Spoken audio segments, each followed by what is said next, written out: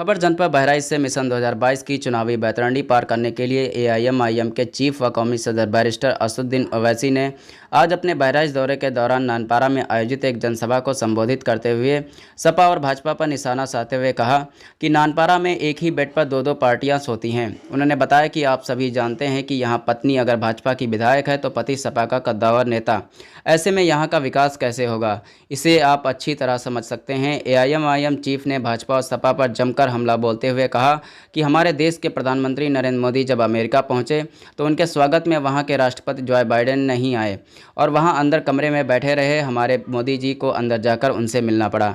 ये है विदेशों में हमारी इज्जत। उन्होंने दोबारा तंज कसते हुए कहा कि प्रधानमंत्री अमेरिका से वापस जैसे ही उतरे रात को 8:45 पर दिल्ली में बन रहे पार्लियामेंट की नई बिल्डिंग को देखने पहुँच गए। वहीं जब उत्तर प्रदेश में लोग मर रहे थे, लाशें नदी में तैर रही थी, उन्हें कुत्ते नोच नोच के खा रहे थे, लेकिन प्रधानमंत्री ने एक बार भी नहीं सोचा कि हम उन्हें जाकर देखना चाहिए। ओवैसी ने योगी सरकार पर हमला बोलते हुए कहा कि योगी आदित्यनाथ झूठ बोलते हैं कि उनकी सरकार में कोई दंगा फसाद नहीं हुआ। नेशनल क्राइम रिकॉर्ड ब्यूरो का डेटा कहता है कि 2019 में 5000 से ज़्यादा फ़िरका परस्त वाक़यात पेश आए हैं। आक्रोशित जबान में ओवैसी ने कहा कि हमारे मुंह में हमारी अपनी ज़बान है, हम किसी मजहब के खिलाफ नहीं बोलते, हमारे ऊपर से किसी के बाप का दबाव नहीं है। के दौरे पर गए और उनको इस बात की बड़ी नाराजगी है प्रधानमंत्री को कि हमको भी नाराजगी है कि हमारे देश का प्रधानमंत्री जब अमेरिका के सदर के घर व्हाइट हाउस पर गया तो प्रधानमंत्री जब गाड़ी से उतरे तो वहां पर जो बाइडेन नजर नहीं आया।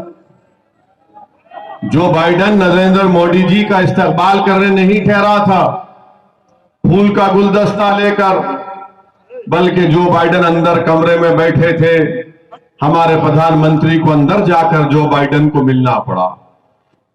प्रधानमंत्री अमेरिका के दौरे से वापस जैसा ही उतरे, रात में 8:45 पर पार्लियामेंट की नई बिल्डिंग को देखने चले गए और जाकर बड़ा तफसीली मायना किया, घूर घूर कर देखा बिल्डिंग कितनी बड़ी बन रही है, क्या काम हो रहा है।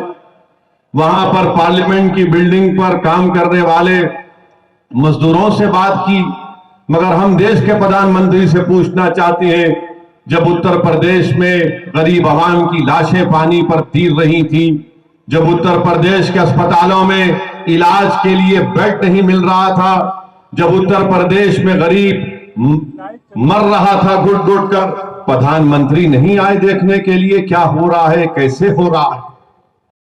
अच्छा, फिर ये भी कहते हैं कि उत्तर प्रदेश में कोई दंगा फसाद नहीं हुआ, झूठ कहते हैं। क्या यह सच नहीं है योगी आदित्यनाथ कि 2019 का नेशनल क्राइम रिकॉर्ड ब्यूरो का डेटा कहता है, जो अमित शाह की मिनिस्ट्री के अंदर आता है, 2019 में 5000 से ज्यादा फिरका परस्त वाकयात पेश आए। बताओ इसका जिम्मेदार कौन है? क्या आपकी सरकार नहीं है? फिर कहते हैं कि उत्तर प्रदेश में महिलाओं पर, महिला सुरक्षित है, महिला यहां पर सेफ है, यह भी झूठ है। पूरे भारत में अगर सबसे ज्यादा महिलाओं पर जो जुल्म के मुकदमे अभी तक शुरू नहीं किए गए या बर्फदान में पड़े गए हैं, वो करीब 1,80,000 के करीब मुकदमे हैं। क्या ये आपका विकास है योगी आदित्यनाथ?